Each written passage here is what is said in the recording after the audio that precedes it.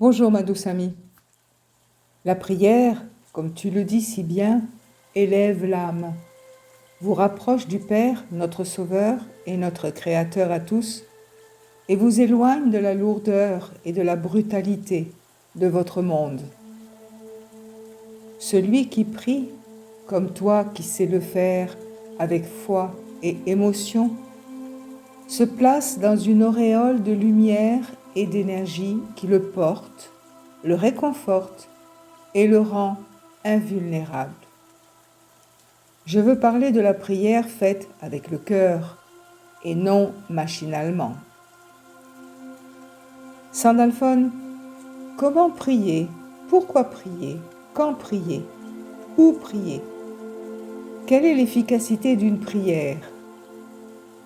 Cela ne dépend-il que de l'officiant ou y a-t-il des oppositions susceptibles d'intervenir pour contrecarrer l'action bénéfique d'une prière? Existe-t-il différentes sortes de prières? Ma douce amie, c'est une avalanche de questions, mais elles sont intéressantes et je comprends pourquoi tu me les poses, car tu fais toi-même quelques prières chaque jour. Aussi veux-tu comprendre ce que tu fais et en mesurer l'efficacité. Oui, Sandalphon, en quelque sorte. Mais j'associe aussi les prières à une litanie dirigée, associée à une force de lumière, celle du Père, notre Sauveur et notre Créateur à tous. Bien, ma douce amie, je vais t'aider à être encore plus confortée dans ce que tu fais. La prière est le cri de l'homme vers son Créateur. Il est la demande d'aide formulée quand il a peur, quand il souffre, quand il désespère. La prière n'est dans ce cas-là qu'une demande d'aide, de soutien, de secours, et elle est très souvent dirigée vers ce qui représente la puissance et la force. Ce peut être une idole, une caricature d'un être ou d'un animal doté de pouvoirs supposés ou réels, ou plus généralement de vos prières vers le Père, notre Sauveur et notre Créateur à tous, ou vers ses représentants connus, les anges, les archanges, ou encore vers les êtres qui ont été rayonnants, comme Marie, Bouddha, les saints patrons, les héros divinisés ou encensés, etc. Une telle prière est toujours donc faite dans un seul sens et n'a donc qu'un seul but, celui d'obtenir un soulagement à ses misères ou encore une amélioration de son état de santé ou encore une meilleure récolte, le retour de l'être aimé, la guérison du nouveau-né, etc. Ces prières sont, et tu le comprendras bien, disons, inefficaces, car elles ne sont pas accompagnées de foi, de dévotion, ni même d'efforts personnels. La personne qui les formule attend tout du ciel, mais elle ne s'engage à réaliser aucun effort, ni même aucune reconnaissance. Tout lui est en quelque sorte dû. La prière qui est faite comme une demande, mais qui est assortie d'un remerciement, celle que tu pratiques en ce moment, est beaucoup plus équilibrée. Mais elle ne peut réellement aboutir que si le Père, notre Sauveur et notre Créateur à tous, le décide et estime que ta persévérance et ta conviction devront être prises en considération. Voilà aussi pourquoi il ne faut jamais douter, ni même jamais cesser une prière commencée, et voilà aussi pourquoi il arrive que les résultats tardent à se manifester. Prier représente un acte de charité, tel que tu le fais, un acte d'amour. C'est un acte d'humilité, et de reconnaissance de la puissance divine qui seule décide et accepte de donner sa miséricorde et sa grâce.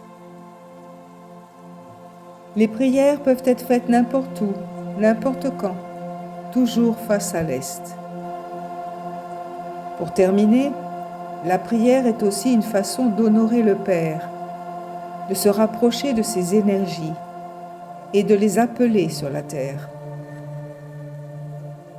La prière contribue donc à illuminer votre espace environnant, créant ainsi un puits de lumière et d'énergie favorable à notre présence et favorable à l'officiant lui-même qui les reçoit et qui s'en nourrit.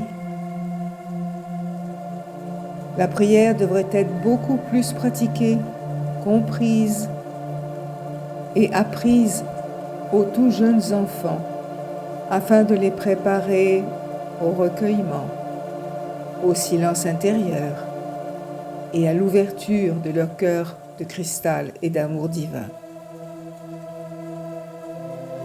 La prière peut être assortie de chants, de danse, ou se réaliser dans le silence, dans la nature, ou dans tout lieu sacré propice à la présence des énergies d'amour. Enfin, ma douce amie, prier, c'est reconnaître Dieu en soi, c'est s'associer à Dieu, c'est l'évoquer, l'invoquer, le remercier, l'aimer tout simplement. Et en l'aimant, s'aimer soi-même. N'êtes-vous pas tous les fils de Dieu? Je reviendrai sur ce sujet, ma douce amie, car il est intéressant et en le développant un peu plus, vous pourriez trouver dans la pratique de la prière beaucoup de joie, de sérénité et de paix intérieure, tout en redécouvrant certaines de vos capacités endormies, comme l'accès à vos vies antérieures ou encore la vision d'événements passés. Mais sans parler de ces diverses possibilités, comprenez que la prière reste l'acte d'amour silencieux, intérieur, non visible certes, mais d'une réelle beauté et d'une très puissante dimension, tant pour vous-même qui l'effectuez que pour l'apport de lumière qu'elle réalise, s'ajoutant aux lumières déjà existantes. Pour clore mon explication, qui mériterait plus de développement, je dirais que si chaque être humain pratiquait la prière, votre monde irait beaucoup mieux. Vos églises seraient de nouveau le lieu de rendez-vous consacré et sacré, et vos querelles seraient moins violentes, et votre monde ne s'en porterait que mieux. Jésus a bien dit « Aimez-vous les uns les autres ». Et je rajouterai « Priez les uns pour les autres ». Car de la prière naît l'amour. De l'amour naît la cohésion, la solidarité. Et de la cohésion et de la solidarité naissent une nouvelle humanité et de nouveaux espoirs d'équilibre, de justice et d'harmonie. C'est beau ce que tu me dis, ou plutôt ce que tu nous dis. Merci beaucoup, Sandalphon.